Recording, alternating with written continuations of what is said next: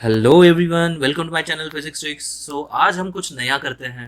नया मतलब कि एक फॉर्मूला लूंगा मैं और उसका डिटेल में स्टडी करेंगे अपन। उस फॉर्मूले का डिटेल में स्टडी करेंगे अपन। अब डिटेल में स्टडी मतलब बोरिंग टाइप का लेक्चर नहीं दूंगा, मैं आपको बताऊंगा कि एक्चुअल में मीनिंग क्या होता है। मैंने इसके लिए एक फॉर्मूला चूज किया है और वो फॉर्मूला है फॉर्मूला ऑफ मैक्सवेल। जो इक्वेशन चूज किया है वो है divergence of magnetic field is equal to zero.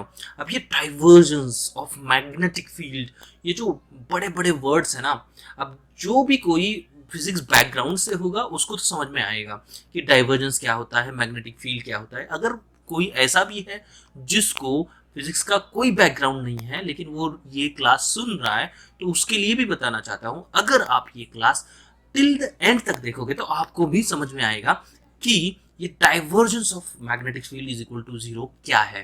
तो बेसिकली आज हम देख रहे हैं कि जो डेल डॉट बी बार, ये जो del bar dot B bar है, इसी को हम बोलते हैं divergence of magnetic field and that is always equal to zero. अब इस इक्वेशन को समझने के लिए हम एक एनालॉजी लेते हैं। अब एनालॉजी मतलब क्या कि मैं अगर एक कंसिडर करूं, एक यहाँ पर एक टैप है, तो पहले तो ये टैप से क्या आ जाएगा, पानी आएगा सपोज टू बी, और मैंने यहाँ पर एक बाथ टैप ले लिया और यहाँ पर एक ड्रेनेज लगा लिया। ठीक है, ड्रेनेज लगा लिया। तो अब हम क्या करेंगे, यहाँ से पानी आएगा और ये ड्रेनेज हमने ओपन रख दिया। व्हाट विल हैपन, यहाँ पर पानी ऐसे आएगा, हर तरफ जाएगा, फिर यहाँ पर टकराएगा, फिर ऐसे जाएगा, फिर ये पानी इस तरफ जाएगा, फिर से अंदर जाएगा, ऐसे वैसे होते होते होते पानी यहाँ से आ रहा है, यहाँ से जा रहा है, मतलब यहाँ से पानी इंटर हो रहा है और यहाँ से आउटवर्ड जा रहा है। ठीक है, तो ये एनालॉजी हम कंसिडर करते हैं। तो ये क्या है, this is divergence, divergence del bar dot, और ये बी बार क्या है, मैग्नेटिक फील्ड। अब मैग्नेटिक फील्ड को बी बार से ही क्यों रिप्रेजेंट करते हैं, डोंट आस्क क्यों, क्योंकि वो साइंटिस्ट ने बनाया है कि बी को मैग्नेटिक फील्ड बोलना है तो हम बोलेंगे, उसमें क्या है। अब ये यहाँ पर डाइवर्जेंस है, ये जो डाइवर्जेंस है ना, अब ये डाइवर्जेंस हम वेक्टर फील्ड को रिप्रेजेंट करने के लिए करते हैं। जैसे कि बी एक वेक्टर फील्ड है, ठीक है, उसका डाइवर्जेंस इज जीरो। अब ये क्या होता है डाइवर्जेंस मतलब क्या, कि लेट्स कंसीडर द एनालॉजी जो हमने यहाँ पर ली है।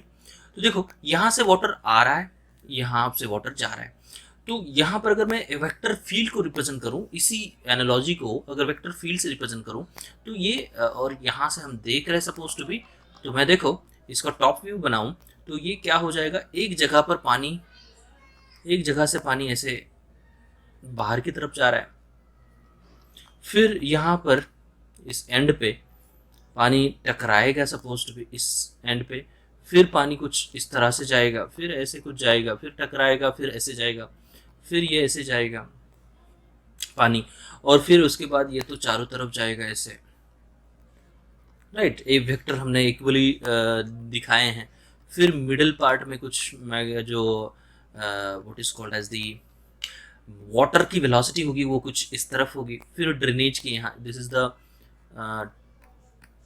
टैप साइड का वेक्टर फील्ड, और फिर ड्रेनेज साइड का वेक्टर फील्ड जो होगा उस पे जो वाटर होगा वो इनकमिंग टाइप होगा, ऐसे कुछ है ना। यहाँ से वाटर आउटवर्ड आ रहा है, यहाँ पर इनवर्ड जा रहा है, फिर यहाँ से वाटर जो होगा वो कुछ उसी डायरेक्शन में जाने की कोशिश करेगा।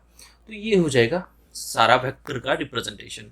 तो अगर मैं यहाँ पर एक रीजन कंसिडर करता हूँ, यहाँ पर एक रीजन कंसिडर करता हूँ, और यहाँ पर एक रीजन कंसिडर करता हूँ, तो एज यू कैन सी यहाँ पर अगर मैंने एक रीजन कंसिडर किया है, ये वाला जो रीजन है, दिस रीजन, इस इन दिस रीजन आप देख सकते हो जो वेक्टर फील्ड है, जो वेलोसिटी ऑफ द वाटर है वो आउटवर्ड है ना, मतलब यहाँ पर कोई इनकमिंग नहीं है, सारे के सारे जो वेक्टर्स है वो आउटवर्ड है। तो यहाँ पर हम बोलेंगे जो divergence of this velocity of the water, so divergence of the velocity of the water is greater than zero over here. Why greater than zero, क्योंकि डाइवर्जेंस ही हो रहा है और डाइवर्जेंस ही देखना है हमको।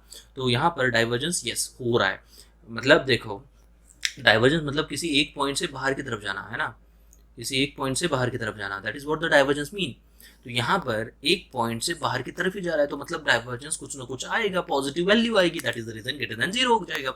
यहाँ पर देखो, जितना वाटर की वेलोसिटी अंदर आ रही है और जितना वाटर अंदर आ रहा है उतना ही वाटर बाहर जा रहा है इस एरिया से।